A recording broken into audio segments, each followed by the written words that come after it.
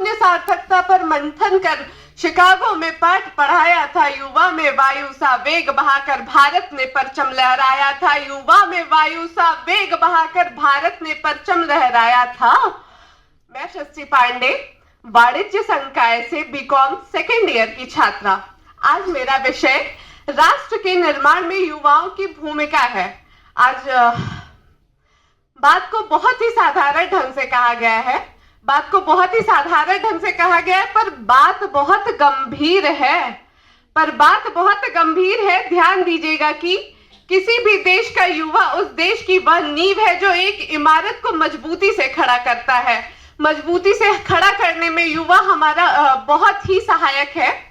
स्वतंत्रता से लेकर आज तक, आजादी की लड़ाई से लेकर आज तक ये बात किसी से छिपी नहीं है। यह बात किसी से छिपी नहीं है कि बदलाव में युवा का महत्वपूर्ण योगदान सदैव ही रहा है।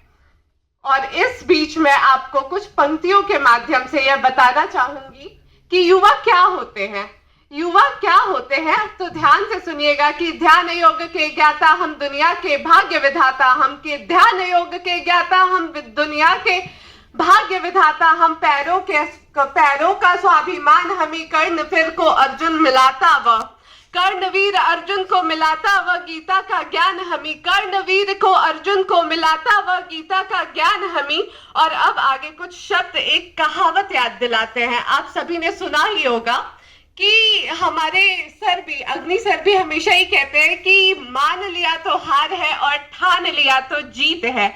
तो उस पे ही कुछ शब्द हैं, ध्यान से सुनिएगा कि युवा देश की ताकत है, परिवर्तन लाकर मानेंगे, कर देंगे ऐसे काम जिसे सब नील का पत्थर मानेंगे। कृषकाय नहीं हो पाएगा ये वतन सहस्त्रों वर्षों तक, नव भारत को दुनिया वाले युवा नाम से जानेंगे, नव भारत को दुनिया वाले युवा नाम से जानेंगे। और अब मैं आप सभी युवाओं के अंदर एक जज्बा भरने का प्रयास करूंगी। उससे ही रिलेटेड कुछ शब्द कहना चाहूंगी मैं, जो महाभारत से जुड़ी हुई है। और मैं हमेशा ये चाहूंगी कि हम सभी अपने धर्म से एक अलग जुड़ाव रखना चाहें और हमेशा अपने धर्म के प्रति जागरूक रहें।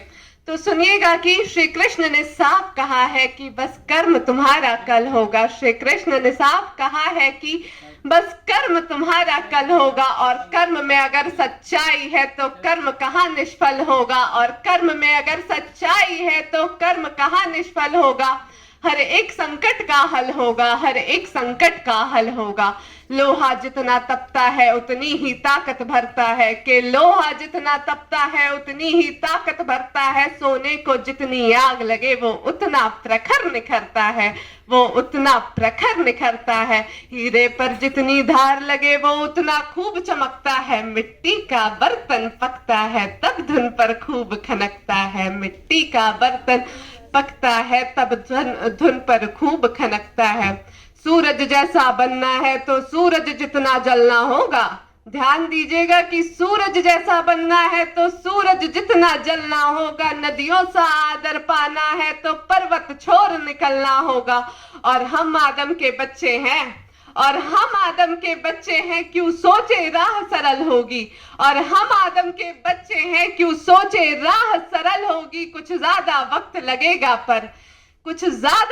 लगेगा पर संघर्ष जरूर सफल होगा। हर एक संकट का हल होगा वो आज नहीं तो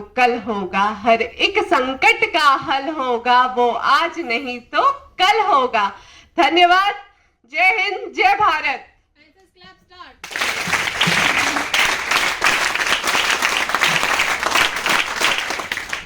कम समय में आप लोग